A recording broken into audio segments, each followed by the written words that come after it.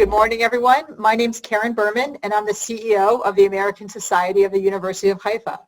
Today, in observance of Yom HaShoah, Holocaust Remembrance Day, we're hosting a panel of faculty and alumni from University of Haifa's Weiss-Livnat International MA Program in Holocaust Studies and the Weiss-Livnat Innovation Hub for Holocaust Education and Commemoration to discuss the future of Holocaust memory.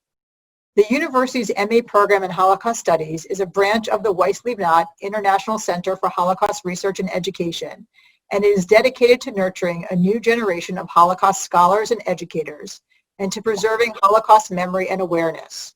Our MA program is the only graduate studies program of its kind in the world. It provides a multidisciplinary approach to the study of the Holocaust through courses in history, psychology, anthropology, and the arts to develop a more comprehensive and complex understanding.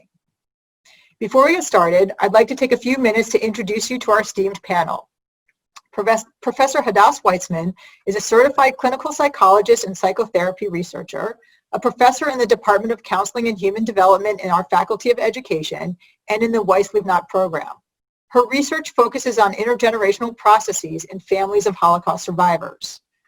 Professor Carol Cadrone is an associate professor in University of Haifa's Department of Anthropology. Her research examines comparative ethnographic work with Holocaust descendants in Israel and children of Cambodian genocide survivors in Cambodia and Canada. Eva Hansel is a freelance journalist and media conceptualizer living in Berlin. Her focus on politics and history brought her to the Weiss-Livnat Innovation Hub, where she developed an application that tells the stories of lost Jewish communities throughout several European cities. Elena Hoffenberg is a Digital Humanities Associate Fellow at the United States Holocaust Memorial Museum in Washington, D.C. She is an alumni of the Weiss-Livnat International MA program and received her BA in History and Near Eastern Languages and Civilizations from Harvard University. She also holds a master's in Library and Information Science. Hannah Green is a second-year PhD student studying Holocaust history at Clark University's Strassler Center for Holocaust and Genocide Studies in Worcester, Massachusetts. Her research explores the experience and survival of Jewish women during the Holocaust. She completed her MA in Holocaust Studies at University of Haifa. So welcome all of you, and thank you for joining us. Before we get into any sort of individual questions on your expertise, I thought it would be good to start the panel with a more general question. This is not our typical Holocaust Remembrance Day. Corona is dominating the news and perhaps makes it even more challenging for us to come together and really memorialize this day and raise awareness about why the Holocaust remains relevant. What messages about both the Holocaust and contemporary anti-Semitism do you think are most resonant and powerful for you right now? And I'll just kind of go around as you are on my screen, so it's in no particular order beyond Zoom, but Professor Cadrone, why don't we start with you? And you have to unmute yourself. Okay, thank you. So, I think when the Corona crisis began, the first thing I thought of was that many Jews and Israelis have experienced the sense that we're familiar, unfortunately, historically, with scenarios of crisis. And I expected all of us to appeal to those scenarios and feel that, we are familiar and in some ways anxious, but we can deal with these situations. And I'm getting WhatsApps from people at the university saying, we've survived, we'll survive this. And just at the same time, something very positive, I think. I think there's an enormous amount of mutual assistance. And people aren't staying at home and taking care, only of themselves. You see so many gestures of caring for others that I think is impressive. It's also, for me, a scenario from the Holocaust that many survivors have said that that's what kept them going, this sense of not being alone. So I think those are two scenarios that have come up for me. Thank you. Eva, anything to add or? Yeah, I think the time right now really shows how quickly you yourself can land in a very vulnerable position without even thinking about it 1 week ago. And I think, or I hope that this can really also raise empathy for vulnerable or marginalized people and groups. And this is, I think, very resonant with what we are trying to teach in Holocaust education. Great. Elena? Something I've been thinking about a lot is even as we're experiencing what's happening around us, we're also shaping what stories we're going to be able to tell about this time in a decade, in two generations, in a century. And so for me, I've been thinking a lot about what studying the Holocaust can tell about bringing individual voices to numbers of deaths or numbers of people who perished. That's something that we have really honed, and we honor the individuals without losing sight of the greater scope of this problem.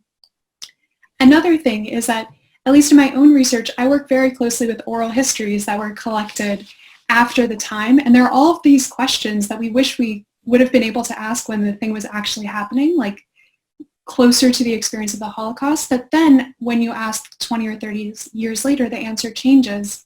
And there are lots of lessons from the practice of collecting and giving Holocaust testimony that can be applicable to shaping the narrative that we're able to tell about this time as we collect stories, we collect documents, and really the sense of the drive to collect and to document our experiences as broadly as possible is something that I'm thinking about in this time.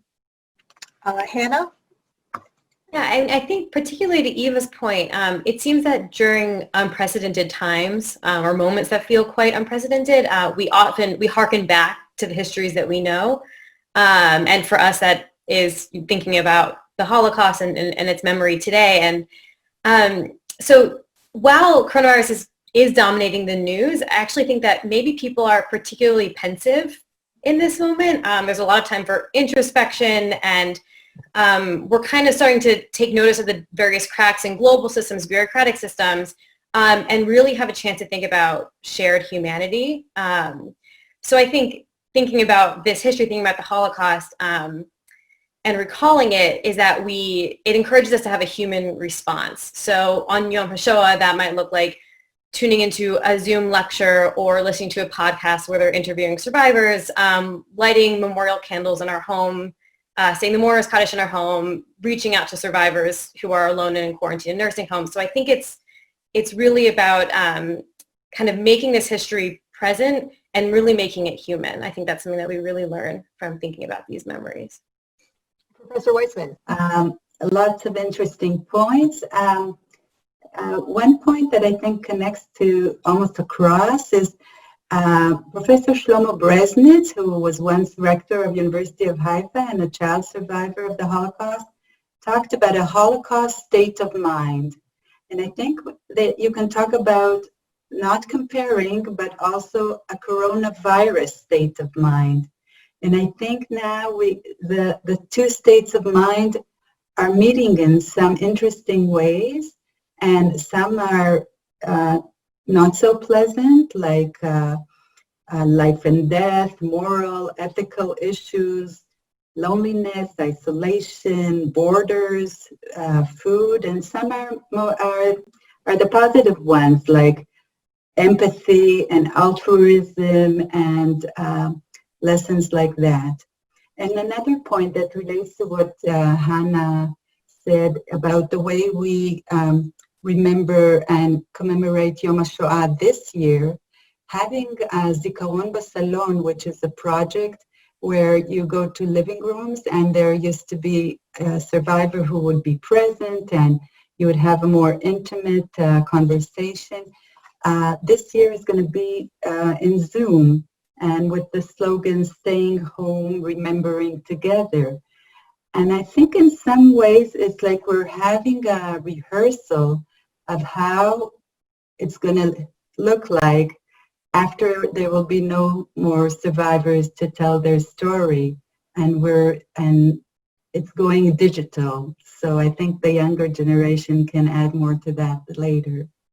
Can you, I mean, a lot of your work does focus on, you know, families and intergenerational, and could you comment a little bit more about the effect of Holocaust memory on sort of second and third generation survivors and how these intergenerational processes are playing out in, you know, family dynamics, and I guess particularly now with sometimes digital makes it easier to have these conversations, sometimes it makes it harder, but also in sort of our global Jewish family.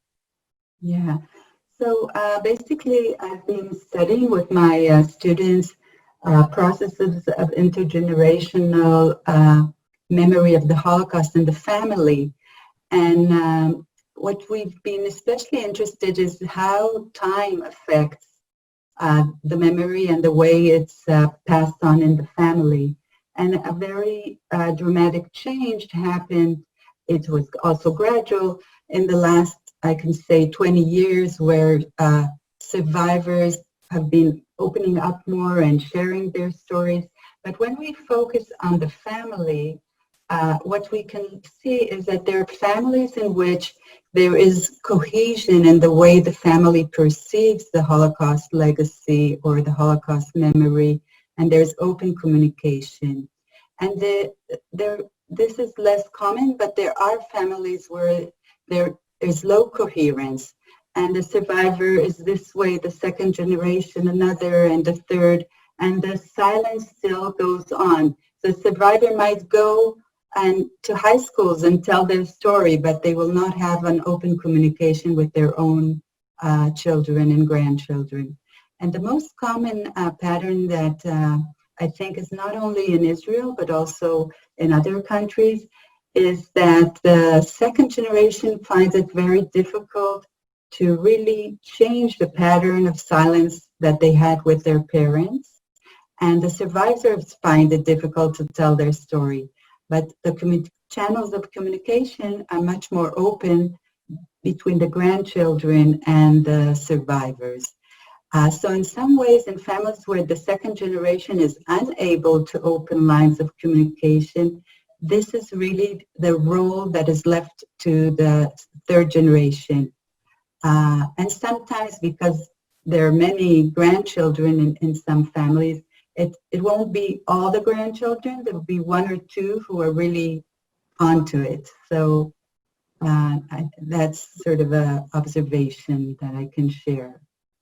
Thank you. I see everyone sort of nodding, and I know you all have a lot of comments too, so please jump in. But I guess particularly Eva and Elena, tagging back on to what Professor Weissman was saying on the younger generation, it's often been suggested that there needs to be more education through digital means, particularly for the younger generation. And University of Haifa has certainly embraced this, as have you in your work. I was wondering if either of you can comment on what have been sort of the challenges, but also what you see as some of the benefits or unique advantages of adapting Holocaust education to some type of digital or augmented reality format. I don't know, Eva, if you want to go first. Just going alphabetically by last name this time. So. Sure. Yeah, I think one of the biggest benefits, of course, of using digital media, or in my case, it's also mainly mobile media, so smartphone apps, for example, is that it just meets them where they are. And on the one hand, like, what are their media consumption habits, and also very literally that you can kind of bring the memorial to where the people are, not the other way around. And I think this is a big benefit because it makes it much easier to reach much more people, of course. It's not depending on any time, it's not depending on your location. Everyone can just do it on his or her own terms.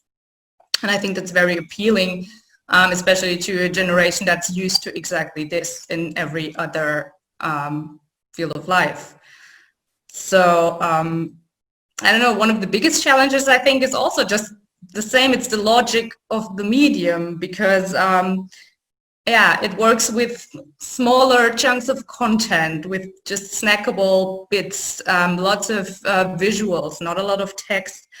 You have shorter time spans, you have shorter attention spans, of course, also on the user side, and many distractions. You have a lot of competition because they might sit in their living room, but the TV's on, or they are on a sidewalk in a busy street. So these are all aspects I think you have to take into account while still being or still approaching the topic in an appropriate way. and not to oversimplify it or gamify it, or just that's I think the balance that you somehow have to reach. Elena? It sounds like a fantastic project, and I think my experience with harnessing digital technologies in Holocaust education provides a nice contrast to some of those points that Eva just brought up. So as part of my work at the Holocaust Memorial Museum in Washington, D.C., I was able to participate in a week of testing at the museum of a virtual reality experience that explored the story behind a milk canister in the museum's collection that was the storage place for documents from the Warsaw Ghetto. So Emanuel Ringelblum and a team of other scholars sent out a call to all of the people in the Warsaw Ghetto from ages 8 to 80 to record and then bring the documents. And in the museum exhibit, we just see the milk case, we see a couple of documents reproduced. The virtual reality experience dove into the story of Emanuel Ringelblum.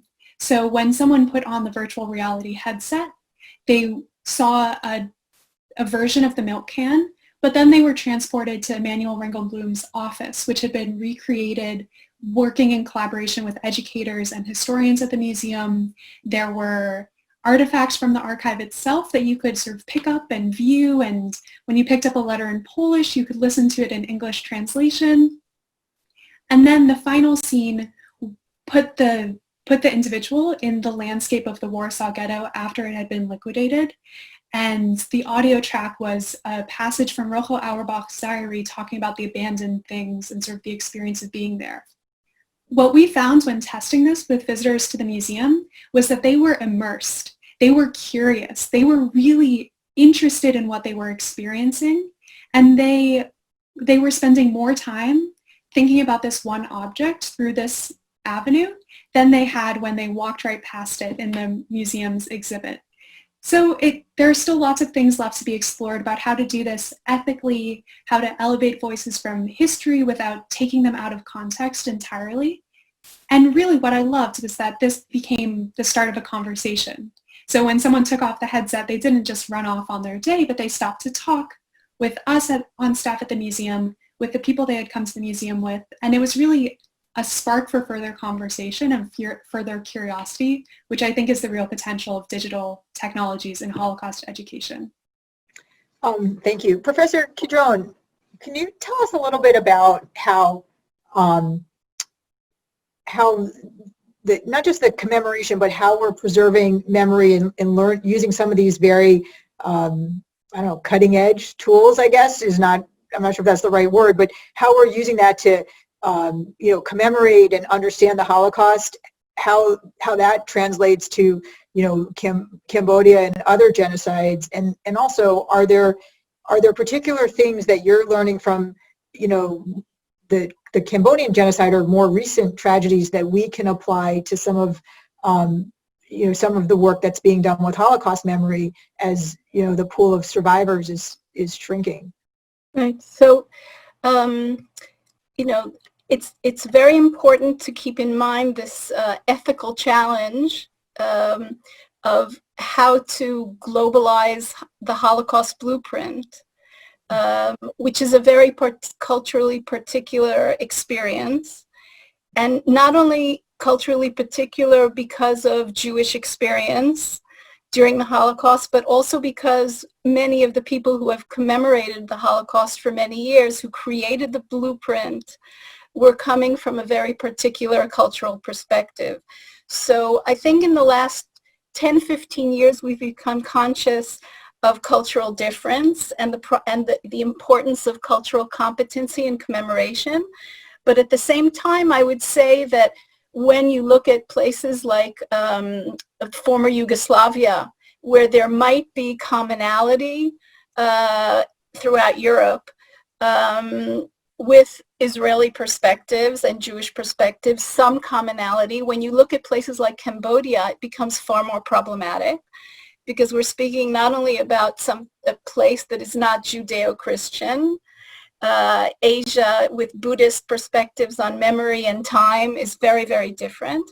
And then there are the political challenges where nation states that are post-genocide have not all become democratic, and that, you know, genocide blueprints can be used not only to commemorate, but also to create a global acknowledgement of suffering and to bring in funding.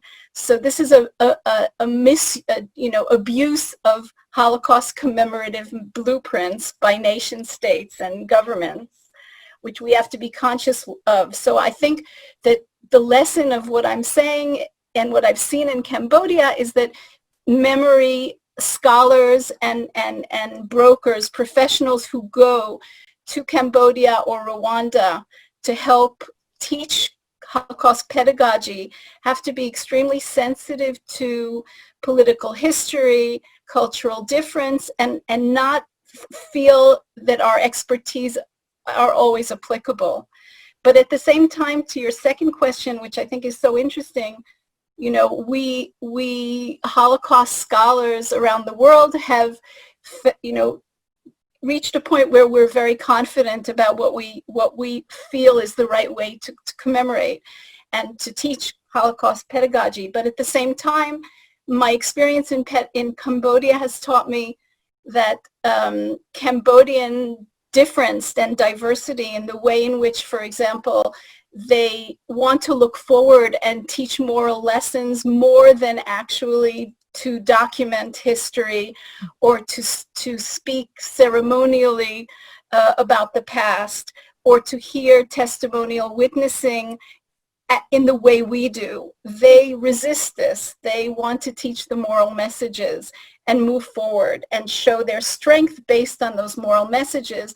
So this has made me a bit critical, I have to say, about the way we sometimes use and abuse ourselves documentation to create moral messages that may not work. I think we've already heard this in this panel, that may not work for all of the diverse citizens in our countries who feel some of the messages are either offensive or sensitive to them based on their own histories. So I think, you know, this creates a kind of more modest and humble kind of perspective for some of us when we go to places where they do memory differently. Thank you. Hannah, speaking of going to places, you had an internship at the Virginia Holocaust Museum, which we're big fans of, which really came, it's kind of a middle point between your academic career. So it's a very different, it was a very sort of practical, hands-on education experience with a population, the majority of which was not even familiar with the Holocaust, let alone our modern day commemoration of it and Jewish society. So how does that kind of impact your thinking, particularly coming in between your sort of MA experience and now your PhD? Yeah, so my internship with the Holocaust Museum was really formative for my future of entering this field more broadly.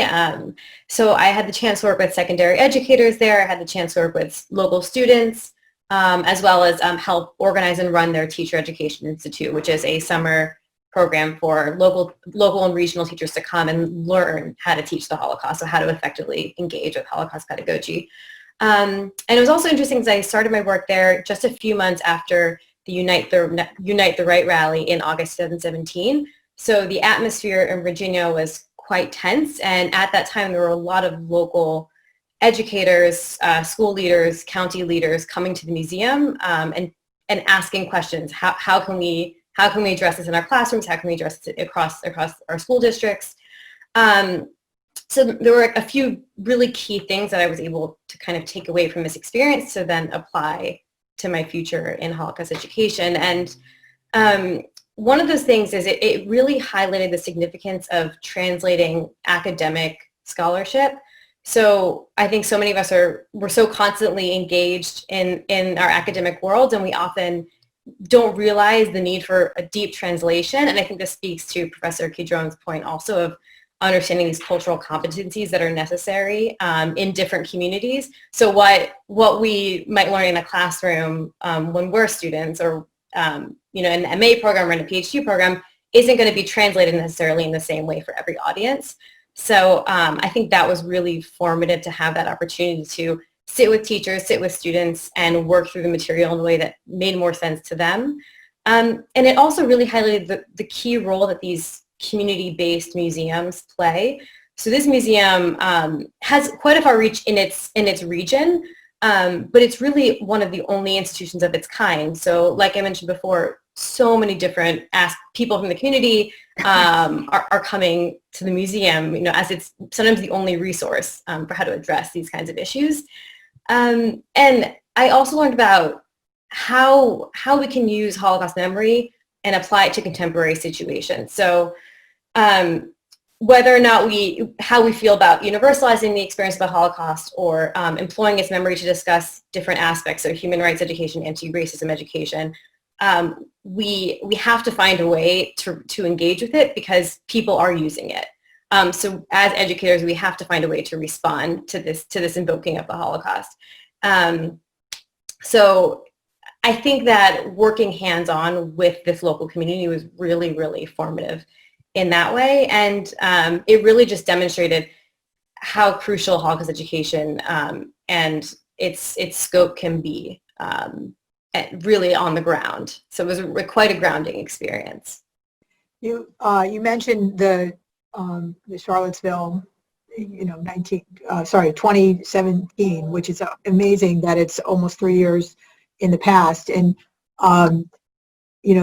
every year we have Yom HaShoah, and every year we're constantly saying never again. And yet the number of incidents since Charlottesville, I could look up the number, but I imagine it's remained constant in the last couple years.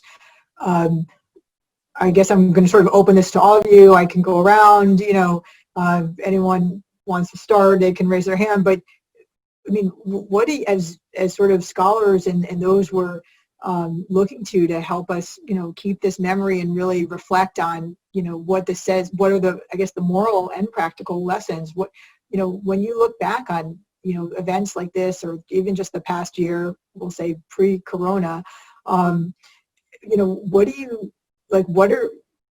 what does it say about, Holocaust education, or not that we're not doing our job, but what should we be doing, and how do we emphasize the need more than we are? What can we be doing? I mean, or is that not the point? Maybe I'm making an assumption that's not true, but how do we kind of rectify all these things going on? So I don't know. Professor Weissman, you want to go first? No, I actually connected more to the question you're raising. Right. Is this really related? Will Holocaust education reduce, sort of the assumption as if Holocaust education will reduce acts of violence against Jews or anti-Semitism? And I don't even, I don't know if you heard about this event that now happened in Nova Scotia, Canada. It's the first time I did my PhD studies in Toronto, and it's the first time such an event happens in Canada, and they don't even have the same issues with weapons as they do in the U.S. So it raises a lot of questions that it's very confusing sometimes, and I think it's dangerous sometimes to sort of make equations like that. For me, the lesson is to teach universal sort of values and ethics and equality, and that's even relevant to Israeli society, where there isn't anti-Semitism in that sense. I think it's a challenge how to put that into Holocaust education. I'm not saying it's not related, but how to sort of make more refined sort of judgments about it, or suggestions and so forth. So that's a big challenge. Thank you, Karen, for raising Okay. Does anyone else want to, Professor Cadrone?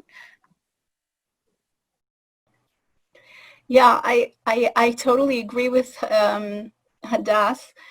I'm not terribly optimistic about, how we can solve issues of racism and social suffering, anti-Semitism. But I think I am more and more concerned about this question of how to teach empathy. I mean, that's like a billion-dollar question.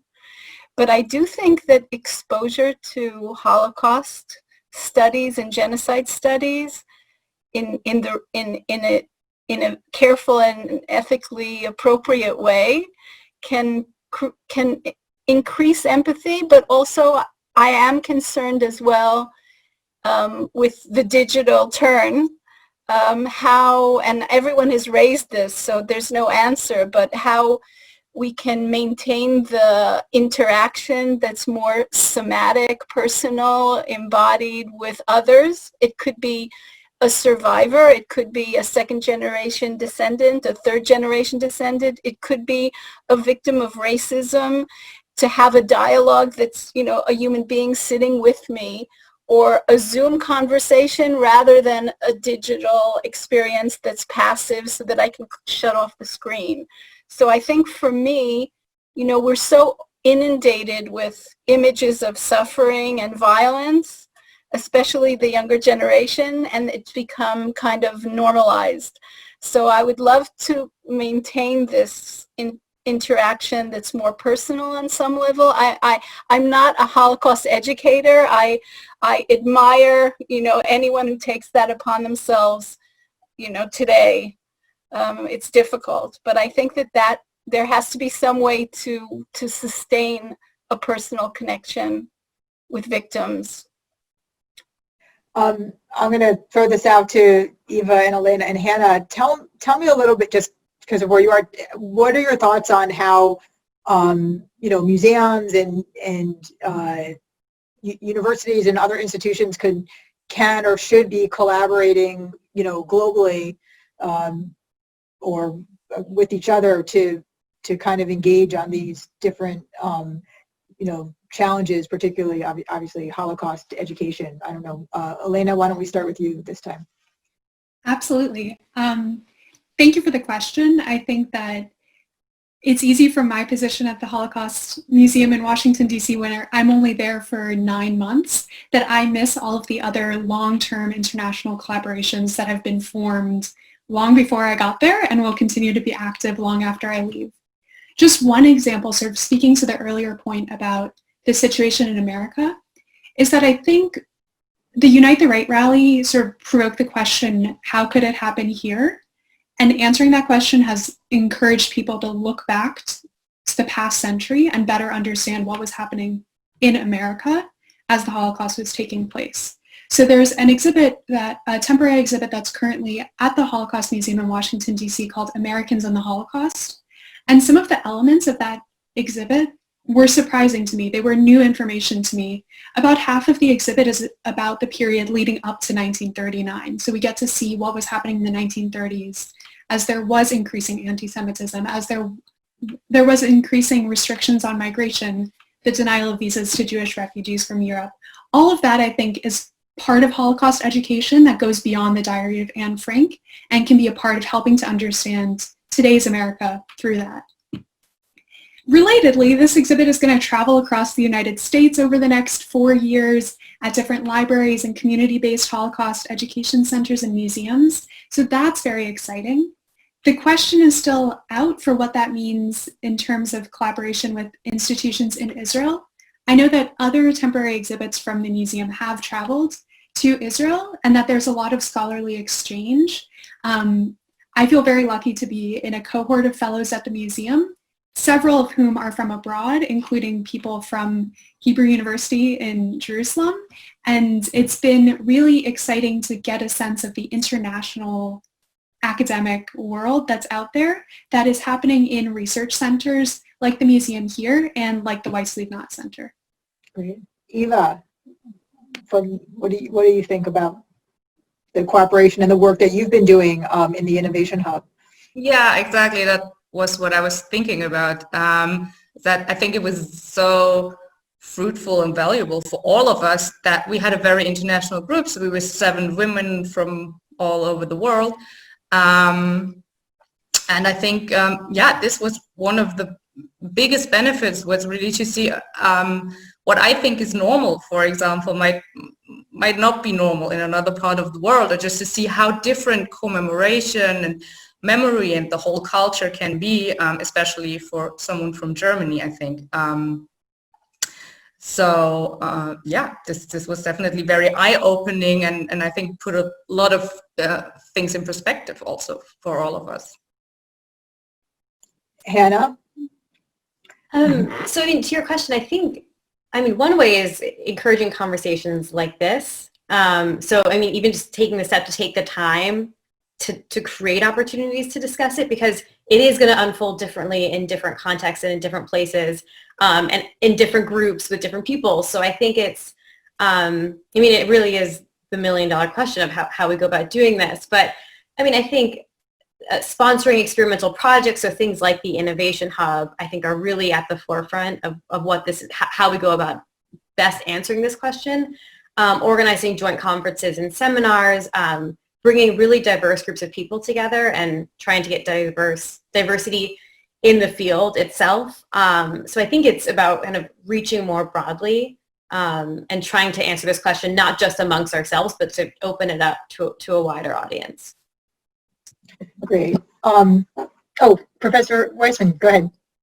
I just wanted to say that as someone who teaches in the program, it's very, very exciting to teach an international group. And, this year we even have a student who's from Rwanda, we have from Colombia, in South America, from India, we've had from Korea, and of course from the US and Israelis. And it's, I'm not an anthropologist, but as a psychologist also, it's very, very interesting. And in some ways, it also brings the commonality of, like, in terms of families and processes within families that aren't related to the Holocaust, but are related to other kinds of trauma, or just personal memories in the family. But it also, like you say, the diversity is very intellectually stimulating, but also a very strong message to the students. And for me, it's very exciting to see this mix between the students. That brings up an interesting question I have for you and for Professor Cadrone. Have you seen in your time as a professor and being involved in this topic a big change in the, or even not big, but a gradual shift in the students who are entering the field, either where they're coming from or why they're getting involved, and if so, what do you make of that, or what are your thoughts? So I'll start with you because you're not muted yet, and then we'll go to Professor Cadrone.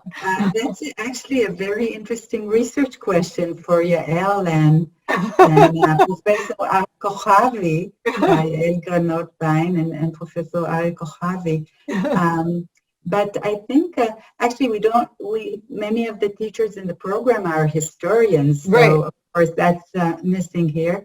And also the whole, and this is an important feature of the program, that it's interdisciplinary, and also in the arts, like it's a very, we didn't talk about it, but movies and all the fine arts and fine arts and all that is, and we've had projects around that as well. So I guess what I feel is that the students who are coming to the program, they seem to be increasingly more committed to Holocaust education worldwide. They come out of personal curiosity, all kinds of different backgrounds, but I feel that a growing commitment to make a difference in the world through that. So for me, it's very exciting to hear Hannah and Eva and Elena. Okay. And I wasn't looking for like a statistical study, yeah, but yes, we can leave that to the experts. And again, Professor Cadrone, just even anecdotally, if you've seen, any differences in the field or, related research. Yeah, I think it's very interesting. The students have more expertise than they did the first few years, so they're coming in with a lot of background, personal background. In the beginning, we had a lot of students who were second generation or third generation, and we had students who had experiences that were, in some cases, their own personal traumas, and they related personally. Now we have a lot of students who are coming from fields in history or genocide studies who really see Haifa and the program as a great place in which not only to, I think, get an amazing education, but also to meet other people who are, as committed. So that's changed. But I also feel that there's a lot more creativity. There's less of a fear, to leave old paradigms and to dare to think out of the box, which I don't know, how Professor Weissman feels about this, but I find that, if in the past I could sit with my material and teach, anthropology of the Holocaust, now I have to be open to having 3-4 students argue with me, which is fantastic, and say, okay, we know this, but, what about, and also the fact that a lot of the students are coming from places, like, let's say we had a Cambodian student, we have students from Japan, China, we had students, who are like Rwanda, where these people have their own personal experiences beyond Holocaust, and you can't possibly just teach Holocaust anymore without actually, understanding that this is a dialogue of people who are colleagues almost. So that's a very different kind of experience, I think. Challenging and fantastic at the same time. And I think, and maybe also just Hannah being in a PhD program now, perhaps some of this is due to the increasing sense of urgency of looking at Holocaust, the post-survivor landscape of how are we teaching Holocaust, education after the survivors. And I don't know, I know obviously we've talked about some of the digital and virtual reality and a lot of the testimonial that's been taken, but I don't know, Hannah, if that's also coming up in your program, but a sense of urgency and reframing the question to look at that answer.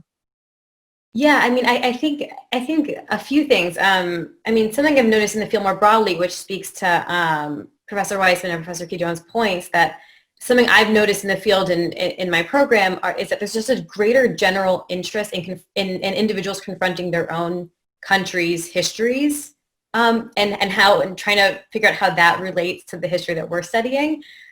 So in these individual contexts, people are thinking about histories of racism or exclusion or oppression in their own context and trying to draw connections that way. So I think that's really important. But I think, of course, we see this rise in technology and trying to find ways to incorporate that.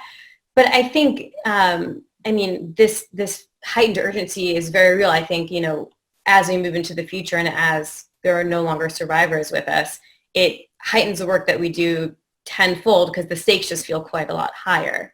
But I think the things that, this technology, working on bigger joint projects, trying to find ways to draw in other diverse perspectives, I think that's probably the best way we move forward. And also addressing representations kind of head on. So we see Holocaust representations everywhere we look, in the media, in comic books, truly everywhere. And we see the Holocaust memory invoked in all of these ways. And I think it's part of what our responsibility is to talk about these, to address these. Because if we don't, then we're not doing the memory any service. Great. So I know we've kept you for a while, and I appreciate your time, but I do want to go around with one last question. I guess, what I'd love to hear from each of you is, when you meet people and you tell them your field or your related field, I guess the question I have for you is, what's the one, sort of elevator pitch or the compelling reason that you tell people, why we should still be studying the Holocaust, why we're preserving memory? Is it the actionable step that I could take as a lay person to be engaging in this practice, or is it why you feel it's so important? But what's the message you would want to leave anyone with as on this Yom HaShoah or just any day as to why this annual commemoration is so important, and why the work that you're doing throughout the year is so critical to not just Judaism and Holocaust survivors, but really humanity. So I'm going to start with Elena because she's nodding, so I feel like she has an answer already. It's a challenging question, and that elevator pitch is something that I think we've all had to practice and had to deliver many times. I'm motivated to study the Holocaust because, on the one hand, I believe in restoring dignity to individuals whose dignity and identity were robbed from them violently, coercively, and that applies to Jews who were persecuted. It applies to other persecuted groups. It applies to the very complicated relationship of victim and bystander and perpetrator. But also, the more I learn about the Holocaust, the more I see its relevance for today and the way that we think about what a government and what a state should be, how minority groups are defined and relate to each other.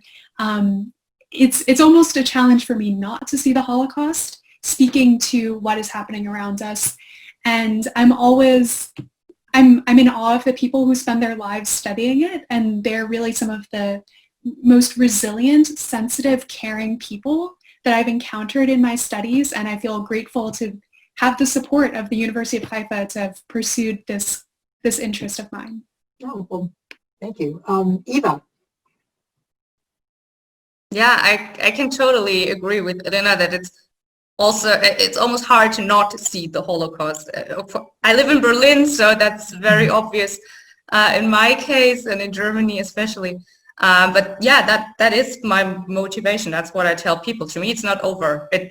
There's no never again, as if we just don't have to repeat it, but it's still lingering on, and especially we in Germany are living amongst the legacy of that time, and there's still a lot that is unresolved, and a lot of questions that are unanswered, and a lot of justice that hasn't been done. And so to me, this is the promise to not stop the work, to uproot all of this, and yeah, also as Elena already said, to really to honor the lives and to acknowledge that these people were here and they contributed to this country and to this society. And yeah, that's for me the biggest motivation, I have to say. Thank you. Hannah?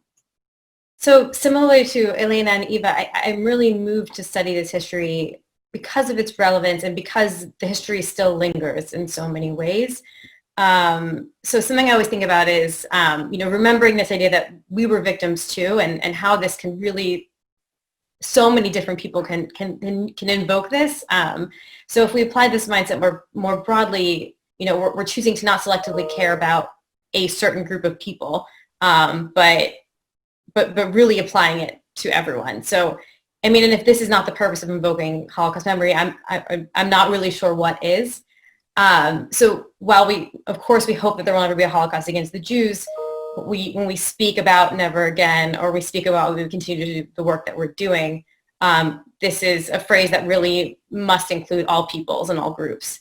And so I think that gives the idea of this quite a lot more power. Great. Professor Cadrone? So I think there's, something very personal as well as universal for me. On the one hand, I feel that I've always been fascinated by memory, and the way the past lingers and is present. And I think there was, you know, a horrific rupture in people's lives.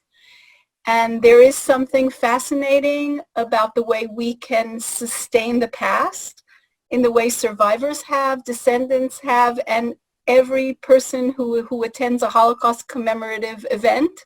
There is a blueprint, as we said before, of how to sustain a past that has been ruptured. And that is an amazing thing, a fascinating thing.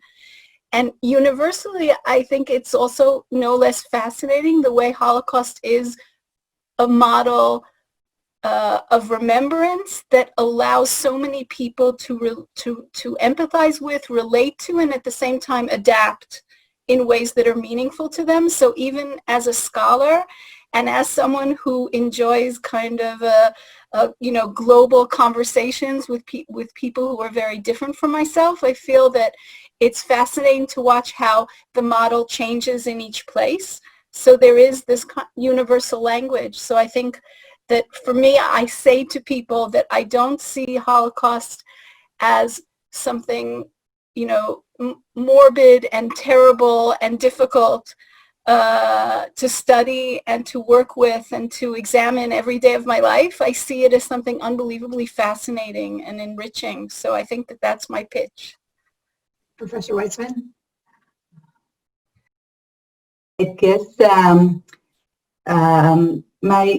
I feel that by teaching this idea of how to listen to stories and how to listen to stories from the past, that's something, and the sort of narrative attitude is something that's very important in our lives all around. And it's the personal narrative, it's the family narrative, it's the narrative of the community. So Holocaust and remembrance gives us such a strong prism to look at these things. And also doing it, we feel we're doing something very meaningful. So when I send my students to interview survivors or second generation or third generation, I really feel that they're learning how to listen to these stories. And in this way, when someone says never again or always remember, they know they have something to catch on to remember, because we usually can connect, and that's also what you're doing in these museums, to a personal story more so than to the numbers and the history and so forth. So if I may say something back to coronavirus, this morning I called a survivor that a few years ago I interviewed for a program at the university, and he still calls me every holiday, Moshe Gleitman, and I helped him also with another student and with Yael to translate the book from Hebrew to English that is now at the Washington Museum. And he is feeling so isolated with the corona, because every year they would come with a taxi and take him to army bases, and he will meet all these soldiers and get all these sort of certificates thanking him. And this year he's at home, but he will do something by Zoom. So I think it teaches about human spirit, about connection, how much relationships and connections between people are so very important. Great. Well, thank you all very much. I can't thank you enough for sharing your time and your expertise. Your insights encourage us to think so much more deeply about the importance of continuing to educate and preserve the memory. And as always, I'm so inspired when I have the opportunity to impact with any of you. It's no secret that I think our program is one of, truly the jewels that University of Haifa has to offer. The work we're doing is so important. If anyone out there has any more questions for our panelists or anyone at the program, they can certainly email us at asuh.org or info@asuh.org. And You can also go to our website. There's more information on the program itself. And also, if you'd like to support the Weiss-Livnat International Center for Holocaust Research, we would love to have your support, and there's information there as well. Thank you very much, and we look forward to being back in touch soon.